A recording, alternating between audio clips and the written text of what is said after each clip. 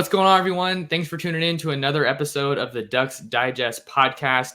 I'm your host, Max Torres, publisher and lead editor of Ducks Digest, covering the Oregon Ducks for Sports Illustrated on Fan Nation.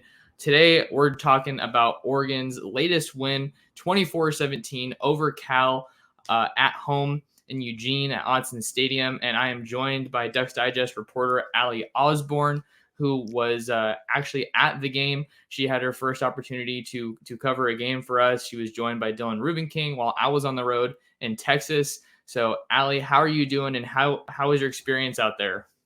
Well, first off, I want to thank everyone involved with Oregon football that made it possible for me and Dylan to be able to cover the Ducks game. It was such an amazing opportunity.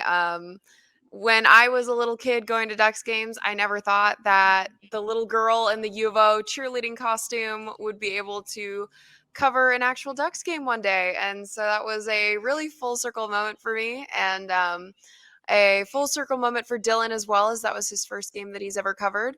But I think that there's a lot to talk about here. Honestly, I think that the Ducks once again kind of had a tendency to play down to their opponent.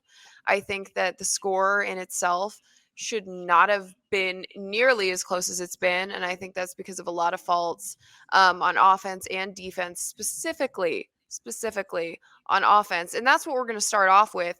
Max, what are your first kind of observations when it comes to the Oregon Ducks offense versus the Cal defense? Absolutely. A lot of people want to start it with the quarterback position, but I want to start it with the running back position for this one because this was one of the biggest, storylines heading into the game. Oh, Oregon's yeah. first game without C.J. Verdell after he suffered a season-ending injury a couple weeks back against Stanford. So, how is Travis Dye going to look in this game? Is he going to be able to take the 20 plus carry workload that kind of comes with being the lead back? CJ Verdell sometimes didn't necessarily even see that much because they had that 1A, 1B kind of deal, but it was all Travis Dye in this game, was the leading rusher and receiver for Oregon. Looking at his stats right now, 19 carries for 145 yards on the ground and a touchdown. That averages out to 7.6 yards a carry. And then through the air, Dye making a big impact once again. 7 catches on 8 targets for 73 yards with a long of 39. So this dude's just an explosive play waiting to happen. And I think that, maybe Cal isn't the best test to, see if he can have, this kind of an impact every game and this kind of a role. Maybe, if it came against a Stanford team, which is known for being perhaps more physical, or like a Washington in a rivalry game, that would have been, maybe a little bit more telling. But case in point, Travis Dye is a baller, and he just keeps doing what he's been doing the whole year and just, racking up the yards for the Oregon. Oh, absolutely. I'm in the first quarter, he had 77 yards. That is receiving and rushing. And in the second quarter, he had about 100 yards. But what we really need to look at is that when Travis Dye was putting up numbers, the Ducks in general weren't. Travis Dye had over 100 rushing yards in the second half, and the Ducks had only scored 10 points. And I think at some point, you've got to look at the fact that Travis Dye cannot be the battering ram consistently. I know that there were at least some incompletes to Jalen Red that were made by Anthony Brown, and I know that a lot of Duck fans on Twitter, a lot of Duck fans on social media are quick to discuss Anthony Brown being probably the major problem with this offense. However, I saw during the post-game press conference, Mario Cristobal said that Anthony Brown made a lot of really good plays, and offensive linemen who played center for the game versus Cal, Ryan Walk, said that Anthony Brown is our guy. We're going with him. We're standing behind him no matter what. But I think that it's worth at least looking at the plays for this game. But Travis Dye really did do a lot of the work on the ground. He was basically the battering ram for the Ducks, and I mean, he was that guy. Him and Jalen Red were the 1 and 2.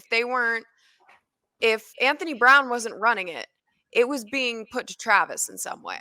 So Yeah, you talk about the run game on the ground. Obviously, that starts with Dye. I think that the offensive line did a pretty good job, clearing the way for him on that touchdown run. If I You had may cut in a little bit, I also Yeah. wanted to add that this is the first game we've seen where the offensive line has been consistent the entire game. Because we have Moore, Bass, Walk, Jones, and Malasala Moave Laulu on the solid line. And this is one of those games where usually the line or the offensive line changes people in and out. Usually we see a switch with Powers in somewhere, either at guard or at tackle, or we see a Jaramillo go in at attack left tackle. But we honestly, there were no changes during this game, and I think that that really added to a rhythm with the offensive line, that it was kept consistent through the game. I mean, other than I think the false start on Bass in the third quarter, there was and I believe there was also maybe one call against Malasala in the second. There wasn't really a kind of disjointed feeling with the line, which I also wanted to point out because we've seen such an emphasis on switching out the line and the fact that it flows even through substitutions. And I think that for this game, we really saw the line catch a stride, and Ryan Walk really came into his own as a leader. But that was just me wanting to switch in as my own opinion. Max, continue. No, Ali, I know you love talking about the offensive line, and I love watching the offensive line, at the games, and especially on film. I was just, saying on Travis Dye's touchdown run that, TJ Bass and Terrence Ferguson hit some great blocks as Hmm. pullers. So, they're doing a great job. 210 yards of rushing offense for Oregon. And then if you flip the switch a little bit, flip the side, Anthony Brown got sacked once in this one.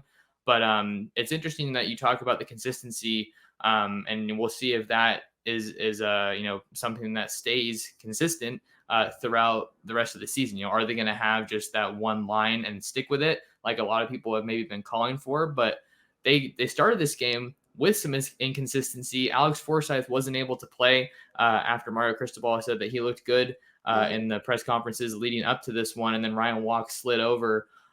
So it looks like that didn't play, too much of a factor for this team because they've been working on that versatility throughout the offseason through this season. And Jones on the right side at guard and Sala at tackle. And we'll see if that's a mainstay. But since you were there, Ali, I think one of the points that I wanted to talk about, we already got into a little bit, was the quarterback play. Let's talk about Anthony Brown, 20 for 28, passing 244 yards and a touchdown. And then he also got some work on the ground as well. 13 carries for 44 yards and a touchdown. Let's start with you. What did you see from Brown out there in Eugene? Well, the first thing I wanted to say is to add on to your point about Alex Forsyth not being able to play for that game. Him and Mace Funa were both in street clothes during the pregame, but were both announced on the Jumbotron as starters, which I think is interesting to point out, especially with the fact that Oregon is typically so forthcoming with their injury reports. And it was interesting to see those guys injured or in street clothes, yet we see them on the Jumbotron. And also, Alex Forsyth was wearing a type of back brace. During most of the game on the sidelines. So it is interesting to note because he was out of Stanford for back spasms. We're not sure if that brace indicates a longer term injury or not, but we were told that he would be back for the next game versus UCLA. Um, but with that out of the way, let's move to Anthony Brown. I think being there, being in that, in Autzen, in that environment, I would say during the third quarter, things were tense, especially with the fans reacting to Anthony Brown. That was one of the most um, tense, aggressive environments I have ever seen a football game in. It seemed like Oregon fans were expecting a lot more from Anthony Brown, and there just kind of was a disconnect with Anthony Brown when it comes to reading defensive schemes. When he would run it, there were several times where he would just run directly into blocks being made by the linemen. When he's not able to throw a deep ball, or is not as accurate in that sense. And there were times where there were incompletions made by him that just were not what we would expect. He was 20 for 28 at the game, which is not a great number given the fact I mean, it's solid, but there were still 8 incompletions that were made, which cost a lot of yards. And there was also during the second quarter there was a run by Anthony Brown where there were a lot of yards missed. I believe it was about 10, maybe over 10 that was missed by him being tackled. But I think Anthony Brown, what I appreciate about him is that he's willing to run. He's willing to run that ball when he knows he can't throw it. And I know a lot of quarterbacks are kind of hesitant because of the amount of pressure and the amount of physicality that can come from running that ball. But at the same time, running it every time is not, and a quarterback keeper every time is not the solution, especially when you're running into territory where you could get injured. And in that second quarter run where Anthony was basically pulled back by the Cal defensive guys, it's just at one point you're like, this is risking injury, um, which I'm sure he understands. But from what was kind of seen, especially in the third quarter, every time Anthony Brown threw, there were just raucousing, incredible boos from the crowd. You could hear the boos vibrating off of Autzen Stadium. And Ryan Walk, offensive lineman, later said in the post-game press conference that those boos motivated them. But at some point, you kind of have to think this is affecting him in some way. Yeah, let's stay on the boos for a second, Allie, because that's certainly something that is pretty, odd, right? You grew up going to those games, so you've seen a lot of these teams at Oregon, experienced a lot of different environments. It's usually, super loud, super uplifting as far as the, Oregon crowd goes. But I think we can kind of lay some of the backdrop here for maybe some of the reasoning behind that. Oregon was 4-0 going into the game against Stanford, and then they ended up dropping that first game of the season. Anthony Brown had his, poorest performance of the year in that game, and he was very forthcoming about that when he was talking about the game. But a lot of people thought, okay, this is the time, this is the opportunity to maybe get a guy like a Ty Thompson or a Robbie Ashford or a Jay Butterfield, some reps, making that quarterback change. Because this is such a huge conversation. Obviously, it's the quarterback position. Everybody wants to talk about it. Mm-hmm. But I think what maybe some people don't understand or maybe take into account enough, it's hard to make a change when you're winning. Winning is what matters at the end of the day. And the Ducks were winning until they played Stanford. But I do hear and, somewhat agree with those fans that were calling for a quarterback change after the Stanford loss. The bye week comes at a good time. You have all that time to get somebody, if it is Ty Thompson, ready to come in. And then you have a struggling Cal team come to face you in that next game. And you would think that it's a good opportunity to kind of let it rip. But yeah, those boos were just crazy. And I mean, that was like, I was kind of bummed that I wasn't able to be at the game to not necessarily experience that, but just to see kind of what it was like, right? Because, you were there and you were able to experience it. So maybe let's just talk about kind of what you think you were able to draw from that as far as it relates to how they ultimately played. Ooh, I could draw a bit from that. Go for it. It was one of those times where you're so used to seeing Autzen lit up and electric and just cheering and roaring. And when you have a portion of the stadium, I don't want to say a majority because it was certainly not a majority, but at least a strong vocal portion of that stadium booing your own team and booing the leader of your own team. I think that personally, I do not jive with that. I don't think that in any way there should have been boos towards Anthony Brown. I think that there is a certain expectation that is put on quarterbacks at the University of Oregon, specifically because Anthony Brown is succeeding such a successful quarterback like Justin Herbert.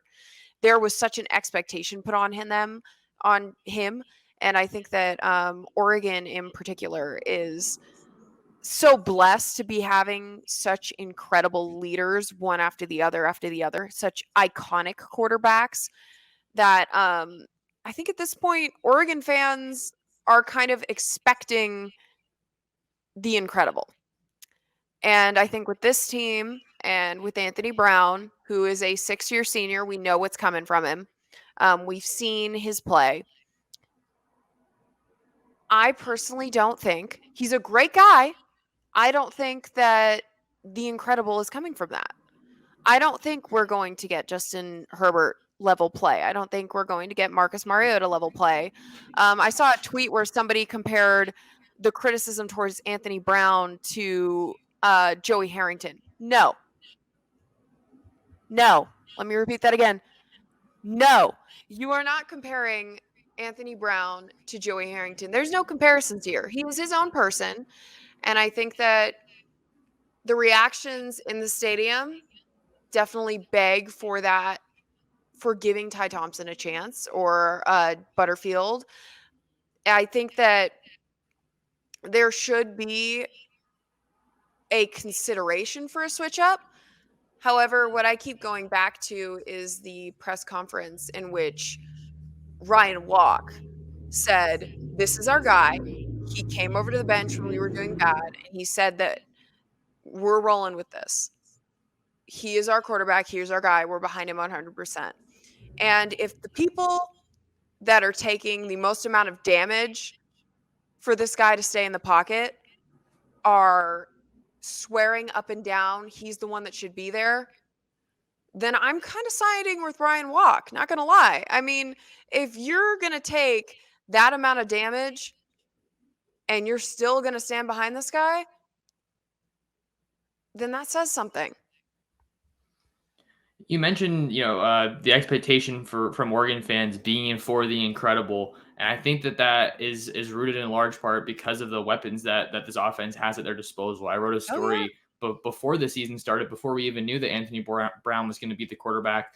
What Oregon's quarterback has to do this year, Mhm. and I don't think that they need him to be, running. And I said in the piece, they don't need him to be making these spectacular plays, running it like on the run and heaving it 50 yards down the field to get somebody, but you need to get the ball to your playmakers. And I think that we haven't seen that to the degree that a lot of people expected. Devin Williams, talk about a playmaker. He's a guy that looks like he's emerging, the most since we've seen him at Oregon. He had a pretty solid game for Oregon.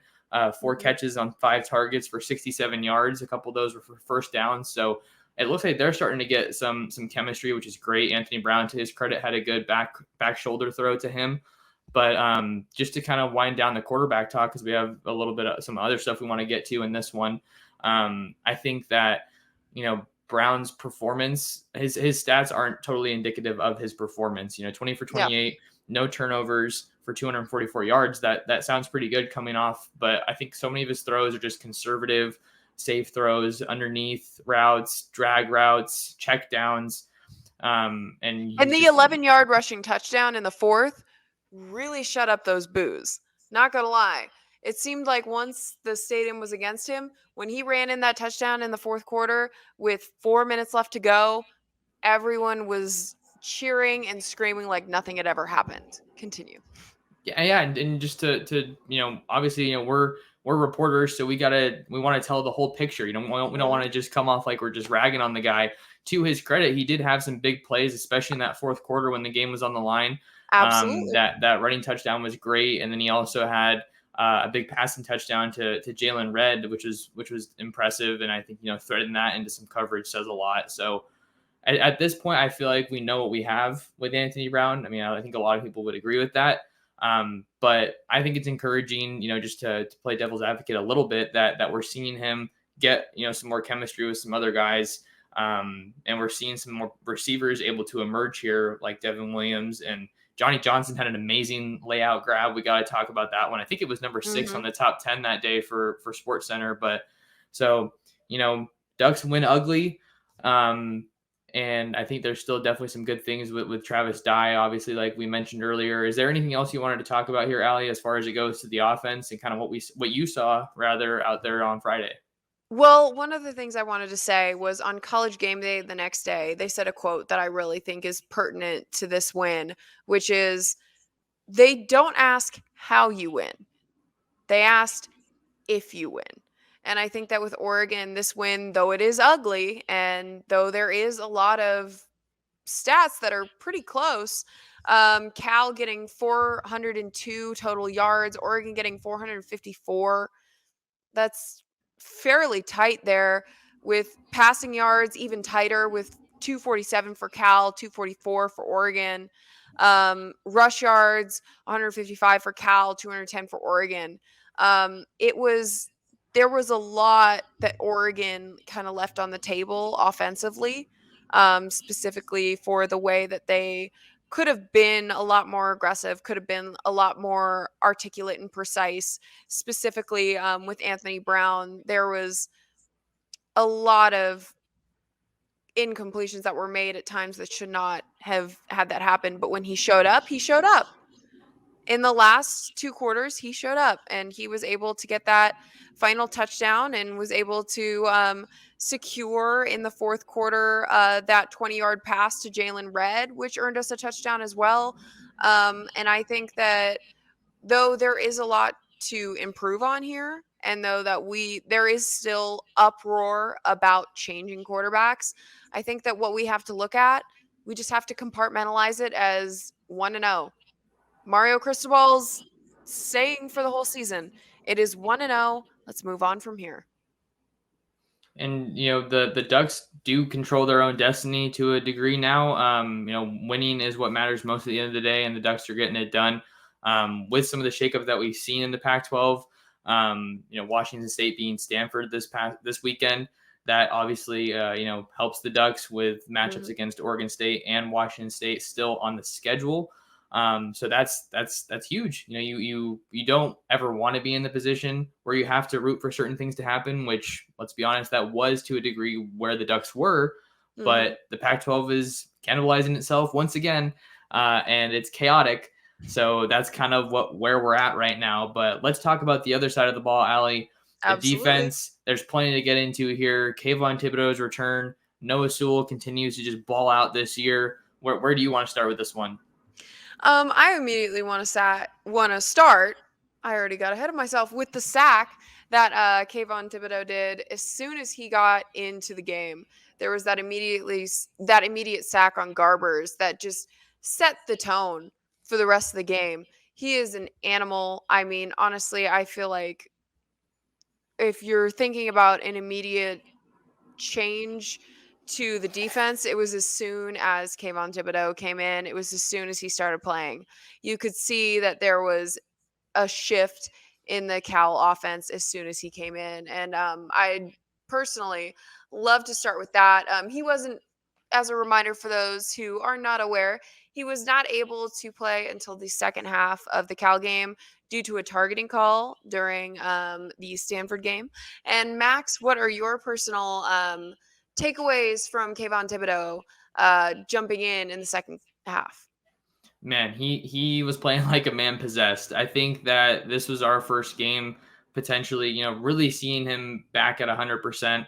I don't want to speculate and say he wasn't at 100% against Stanford. That's not what I want to say because, everything that we heard was that he was full go at Stanford. But with the way the game played out against Stanford, I think he wasn't necessarily in the best position, put in the best positions. Tanner McGee was getting the ball out really quickly. Stanford ran the ball a lot. So especially with the brand of football that Stanford's playing, they like to just, throw those jump balls and the ball comes out pretty quickly on those. So, he didn't have, his best game, obviously, of the year. Didn't have his best game of the year against Stanford, but man, against Cal, he was balling out. 5 total tackles, 2 solo tackles, and a sack, which is also the tackle for loss there. You could just instantly tell how much he changed the tone of this offense. Everyone's seen this stat, but I wanted to throw it out there. From the PFF stat of his 22 pass rushing snaps, he registered 11 pressures, which is just phenomenal. You saw Garbers, miss on a couple throws because he had to get the ball out of there sooner than he would have liked. But especially on that last drive, he was just manhandling the Cal offensive line and just causing disruption, wrecking havoc, doing what Kayvon Thibodeau does. And it was a performance like this that shows you, as if you ever needed a reminder. Maybe some people did, because like I said, the Stanford game wasn't the best for him.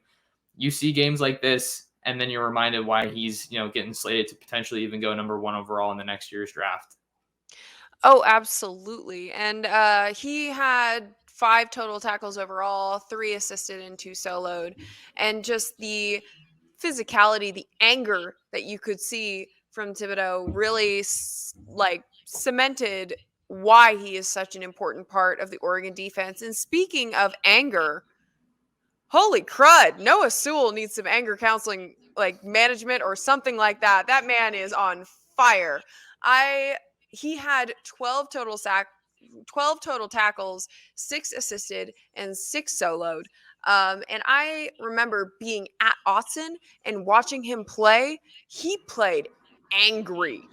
After every play, he was just posted up with the whole mean guy arms, everything. He was ready, he was angry, and he was here to take things over.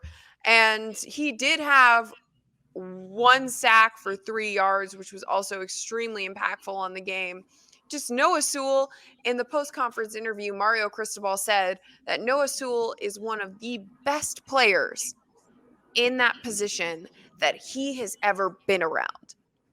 For Mario Cristobal to say that is extremely, extremely telling of the talent that we have from Noah Sewell and the talent that the Ducks have from Noah Sewell. He plays with a lot of heart. And we've seen that through his persistence through injuries, through the fact that he kind of seems like, in Mortal Kombat, when Jason has an ability to come back from the dead, that is the vibe that I get from Noah Sewell. Whenever it seems like he has an injury and comes back and just eats like a dog, it is incredible.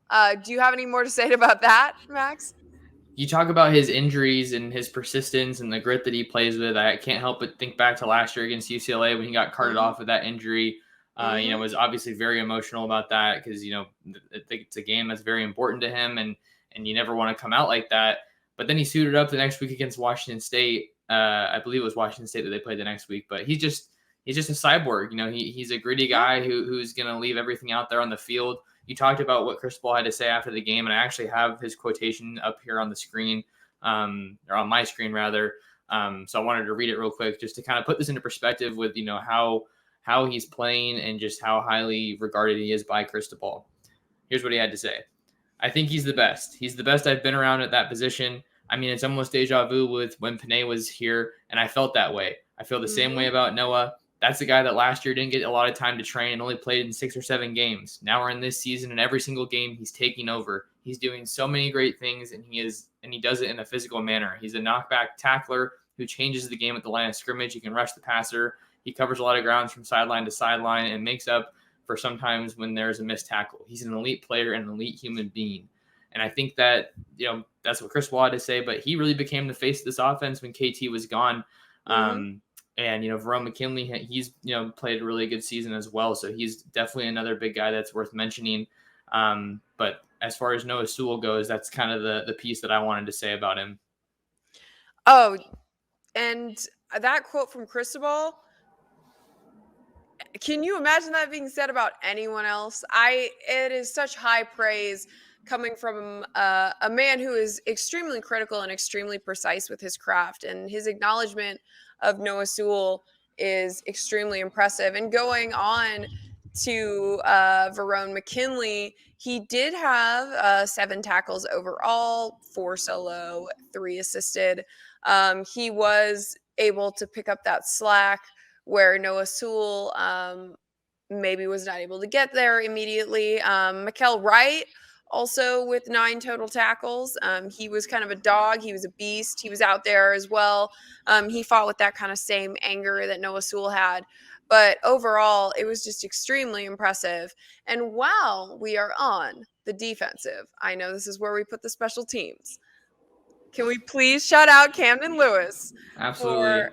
getting all of his kicks, and also the Australian sensation, Tom Snee, for kind of being switched in and out with Camden Lewis for punts and for extra points, because I saw that there was kind of a switch in and out with those two. Yeah, you got to give a shout out to the special teams. Camden Lewis has just been phenomenal this season so far. 7 for 7, I believe, is the number that he's rocking with. So he Mm-hmm. continues to do really well. And Tom Snee's been one of the best parts of this team so far on the year. You talk about some of the offensive inconsistencies that we've seen. When the offense struggles, then you sometimes need the punter to bail you out, and then that ultimately sets up the defense. Everyone, you know how football works if you're watching this. But to talk about some of the other performances that we saw in this game, and some more thoughts on this Oregon defense. Chase Garbers finished 25 for 43 with 247 yards and 2 Mm-hmm. touchdowns. Was sacked twice, and then he was also pretty involved in the run game, much like Anthony Brown is, running the ball 9 times for 31 yards. However, if I may add, Chase Garbers is the ace of incompletions. It seemed like almost every other play there was an incomplete. I believe at one point during the second quarter there were 3 incompletes in a row. Really great. I mean, not really great, but really bad. Really great for the Ducks. Really bad for Cal. Continue. Yeah, and so Garbers had his moments. I think that the Ducks, in large part, were able to limit some of the explosive plays that Cal had started to kind of get going. This year, Trevon Clark, they're arguably their most explosive playmaker, had 5 targets, only had 1 catch for 24 yards. You figure, that obviously comes with the play of the Oregon secondary and how they're doing. But in large part, the Ducks were able to, in my mind, I think one of their biggest strides in this game was in the ground game. They've kind of been getting gashed the past couple of games, Mm-hmm. but Cal in this one, they only had 155 yards on the ground.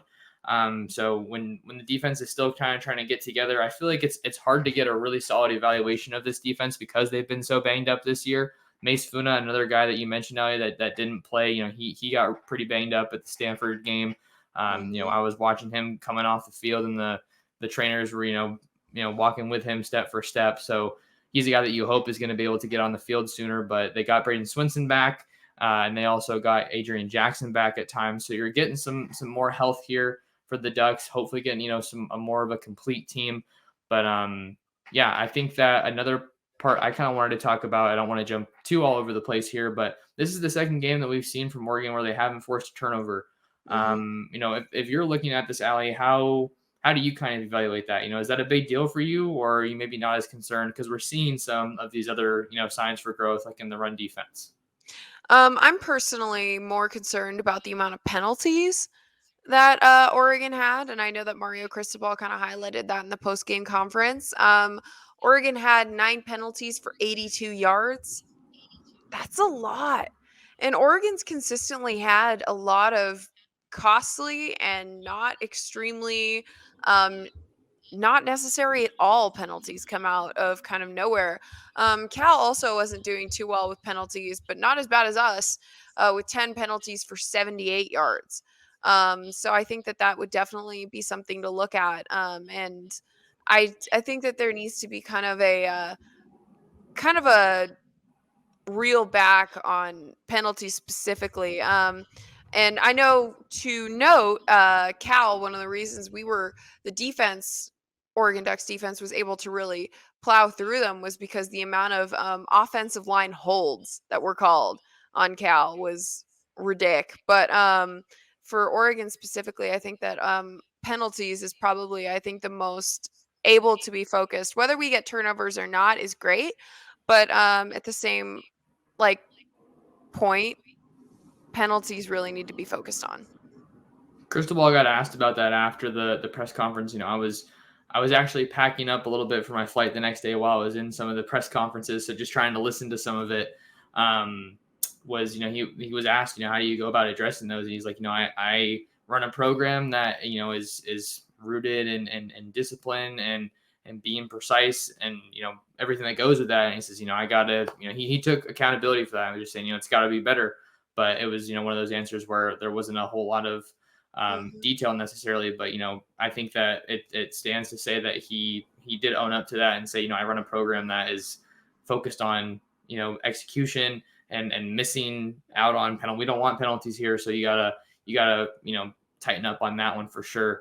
But I think, let's see, I'm trying to think of what else maybe we want to talk about as far as this game goes. I know I kind of wanted to maybe look a little ahead to UCLA here before we get out of here. But any other points on this game, whether it be the defense that you kind of wanted to touch on, Allie? Not particularly. Okay.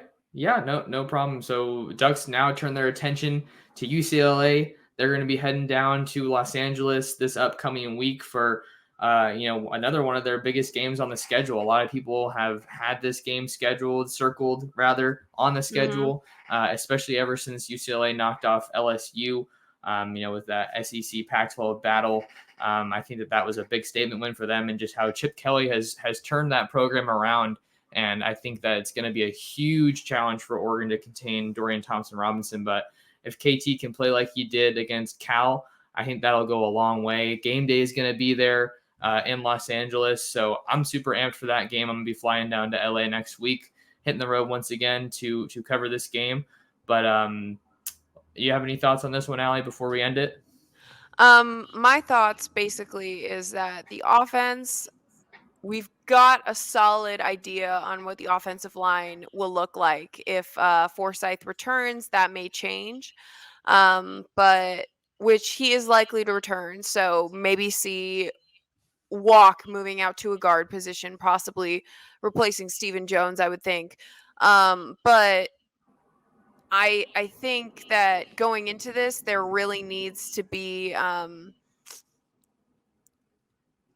Brown really needs to be better. And it's terrible to say because his stats were fine against Cal, but I think that the Oregon fans expect a lot more out of their quarterback, out of their leader than what a normal Pac-12 team would expect. And I think that's because of the precedent that comes with being the leader for Oregon. And I think that the the booze, as Ryan Walk said, that motivates should continue to motivate. That should continue to encourage really good play. That should continue to encourage a better read of the defense. And I think that if we already know, yes, we have seen Anthony Brown for 6 years do consistent what he does, but there's always that kind of hope that maybe that he'll prove those booers wrong, or that maybe he'll be able to kind of cement his place. And I just hope that he's able to do that. I hope that that UCLA isn't able to shove the Ducks down, because I know that they're extremely physical, and that will be one of the biggest challenges for the Ducks. Some final thoughts on Brown. Stats don't tell the whole story. His turnover in this one really came at a crucial time. Ducks are working on Oh yeah. driving as the clock winds down in the first half, just past midfield. You don't even need that big of a play, but if you can get a little bit more out of your offense, who knows? Camden Lewis could get in range and then get you some much needed points in a game that was that close. Every Mhm. turnover is super critical. So I think that is something that you could knock Brown for in that sense, but has an opportunity to face a talented UCLA team to see what he can do there. But before we hop out, Allie, we do this every show, every pod. Oh yeah. Where can people find more of you?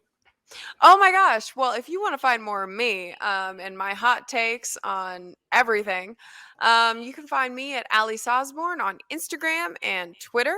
You can also find me every day in Bend at Central Oregon Daily News. I am a news reporter. It's fun. You can see me and we'll be buddies. What about you, Max? Let them know. If you want to find more of me, you can find me on Twitter at mtorresports. If you're watching our YouTube video here, you can see it right there on the screen.